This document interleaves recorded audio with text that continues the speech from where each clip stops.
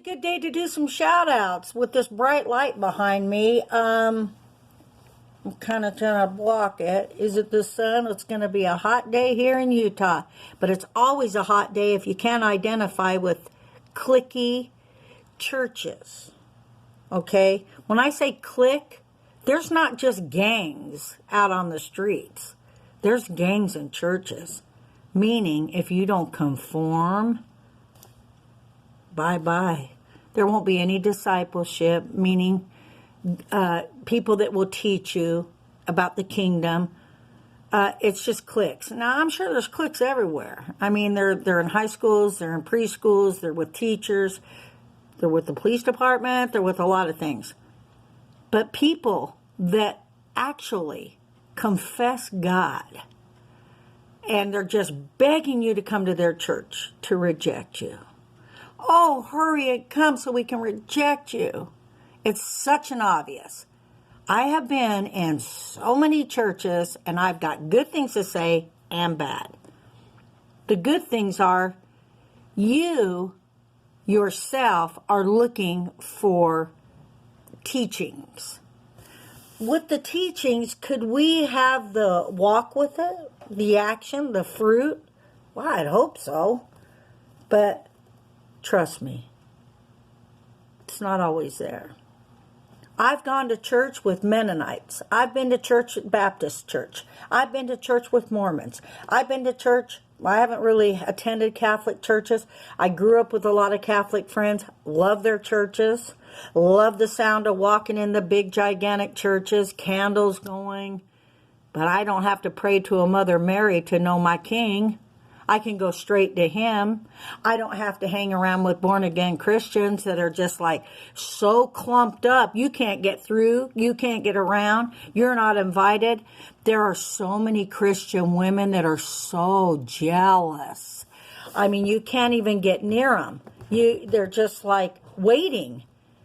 And their surroundings are just like so clumped up, you know.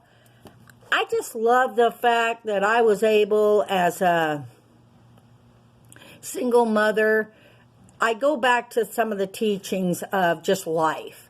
Like when you're in a restaurant, you have to work together. You got a hostess, you got tables, you got people, you got cooks. There could be some problems there as well. But once you have that moment and you are in this word one accord, it's a beautiful thing. You know, just the love of people that can actually step out and say, I guess it's kind of like those times in your life where you look back and there's like baseball teams. And you're standing there, oh, I'll pick her, I'll pick him. And you get down to those last three. Picture that. The last three standing there. Will you pick me, they're thinking? I mean, it's obvious who you picked first. What if that one that looks weak to everyone, or looks like, you know, they're not cool to be around, could be the one that will teach you? It's Pamela saying, you know, it's not something I want to, you know, get angry here on, though anger is part of life. It's just the phoniness of godly people, the phoniness of church, the phoniness of cliques, and they're in families.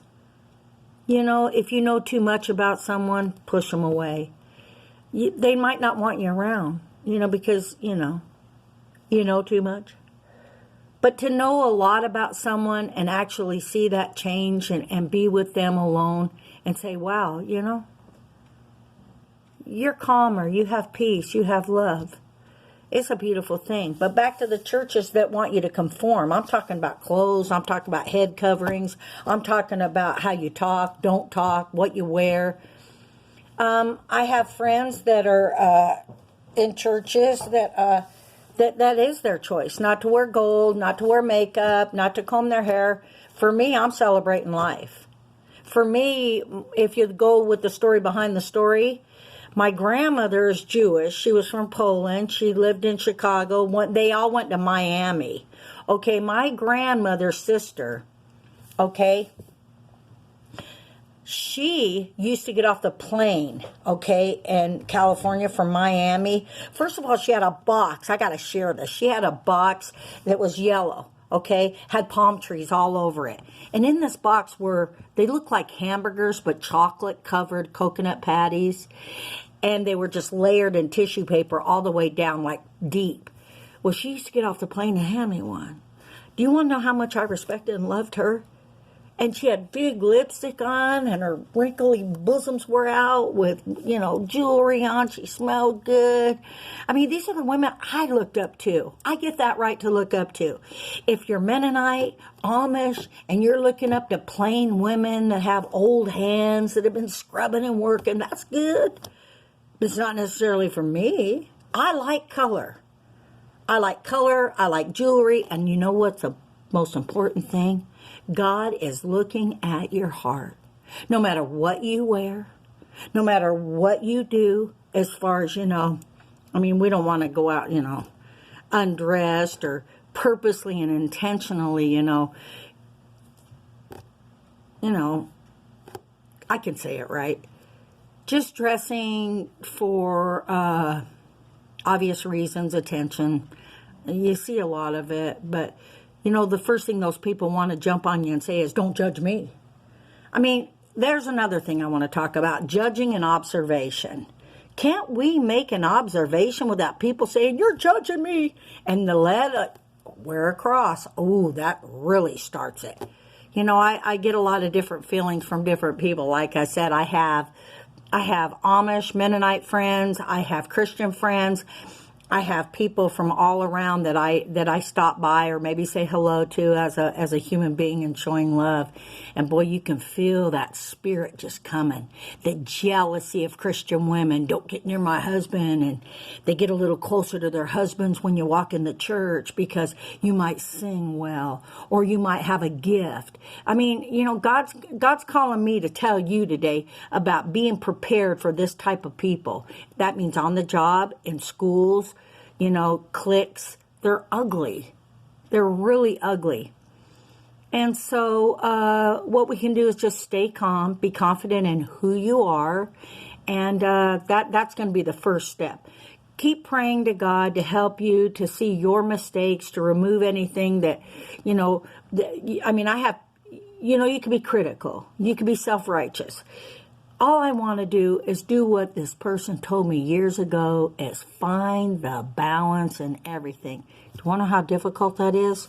Trust me, it is so difficult.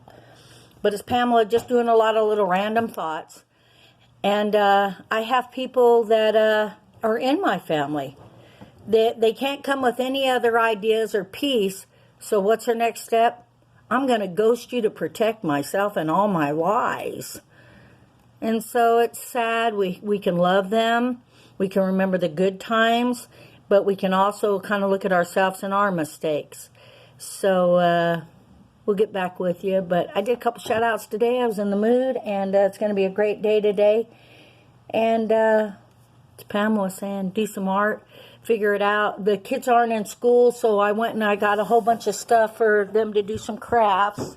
I just can't wait.